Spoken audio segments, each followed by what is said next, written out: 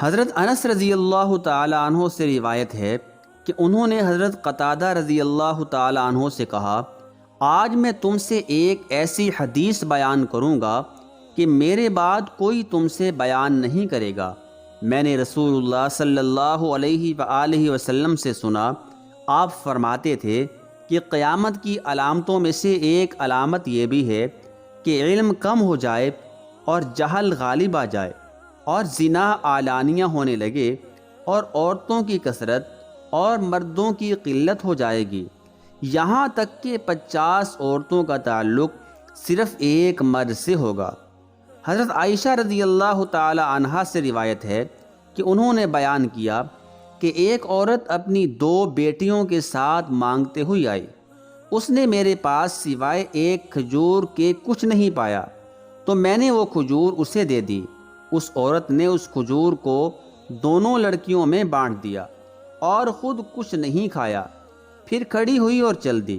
جب نبی کریم صلی اللہ علیہ وآلہ وسلم ہمارے پاس آئے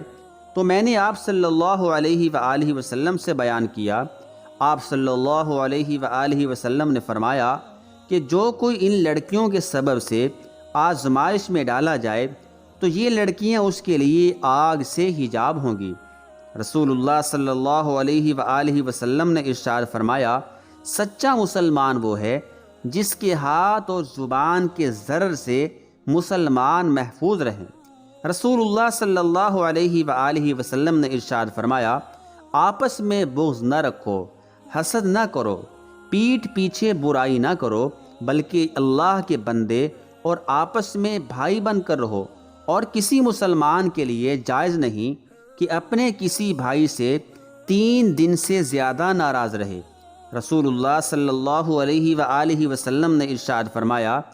رشک 2 ہی آدمیوں پر ہو سکتا ہے، ایک وہ جسے اللہ نے مال دیا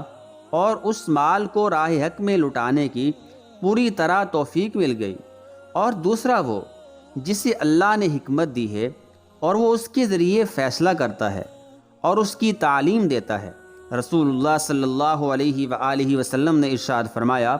کھاؤ پیو پہنو اور صدقہ کرو، لیکن فضول خرچی اور تکبر کے بغیر، یعنی فضول خرچی اور تکبر کے بغیر خوب اچھا کھاؤ پیو پہنو اور صدقہ کرو۔ رسول اللہ صلی اللہ علیہ وآلہ وسلم نے ارشاد فرمایا، تمہیں اپنے کمزوروں کے طفیل سے رزق دیا جاتا ہے اور تمہاری مدد کی جاتی ہے۔ رسول اللہ صلی اللہ علیہ وآلہ وسلم نے ارشاد فرمایا،